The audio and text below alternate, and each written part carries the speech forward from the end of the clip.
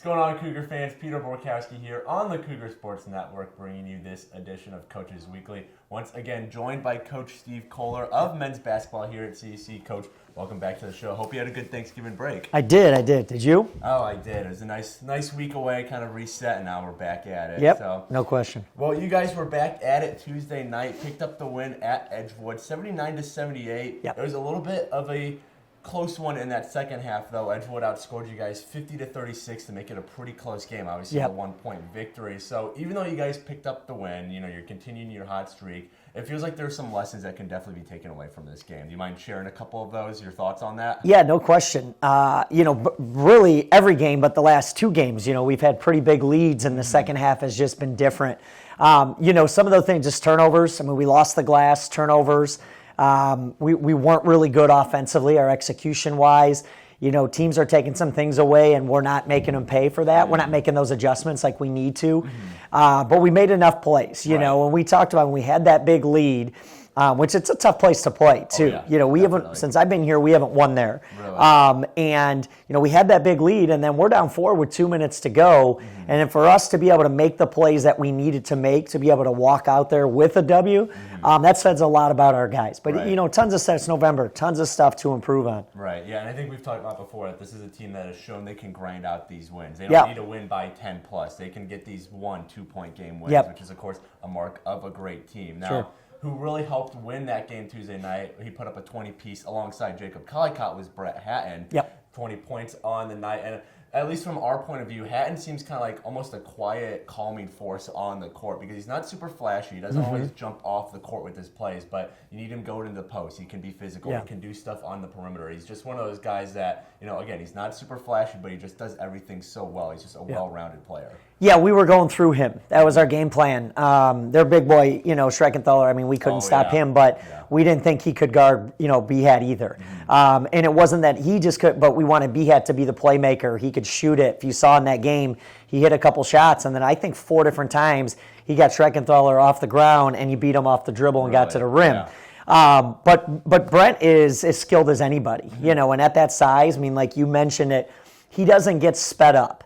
And he can shoot it really well. And when he gets in a lane, he's stronger than he's ever been in terms of his finishing. And he's a good playmaker, and he can do all of those different things, And so we were starting to kind of see that from him, but that was by design. We wanted him to be a playmaker, and then also BG kind of at the end of the clock as well. Well, with that win Tuesday night, you guys now sit at 5-0 on the year, 2-0 in conference play, and this is the best start this team's had since the 1977-78 season. And is that something you guys are kind of cognizant of, that you're thinking about, or is that more of, that's all great, but we need to take things game by game, really focus on the micro rather than, hey, we have this historic start going here? Yeah, there's two different sides to it. I mean, one is that it's cool in the perspective of like what we've built and what we're building, right, and what we're about here, and a historic start.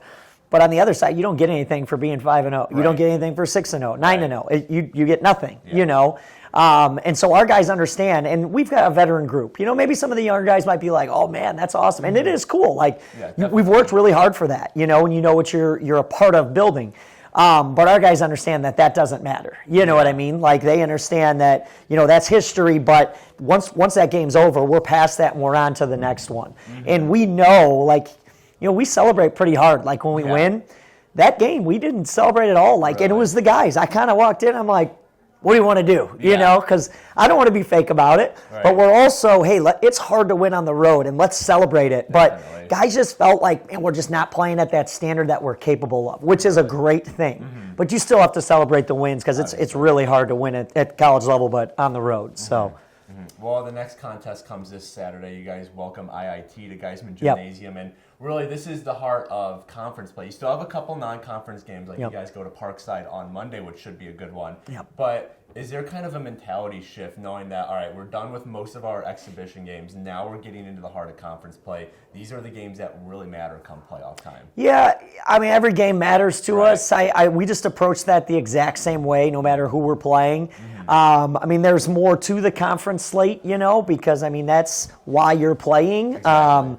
but we're playing to get better every time. So I don't know that there's a mentality shift. I think it's just an understanding of like, hey, every night you got to be ready to go. And IIT, they're tremendous. I mean, they're long, they're athletic, they're old. They've got seniors, fifth-year seniors that have been there. They pounded us at their place last year. So they're a tough team for sure. And we'll have to play better than we played the last couple of games. Just in certain areas. But the great thing about our group is they understand that and they acknowledge that and they see it in film and they're like, hey, we got to get better in these areas, and they know that. Well, the Cougars look to stay undefeated this Saturday when they welcome the Illinois Institute of Technology to River Forest. That's a 4 p.m. tip-off time. Coverage can be found at our website, cucougars.com. The live stream can be found on our YouTube page, CUC Sports. Coach Kollar, thanks again for joining me today. Thank you for having me. This Saturday. Hopefully you guys can pick up another win on Appreciate this it. year. But until next time, this is Peter Borkowski signing off of the Cougar Sports Network and wanting to say, as always, go Cougars.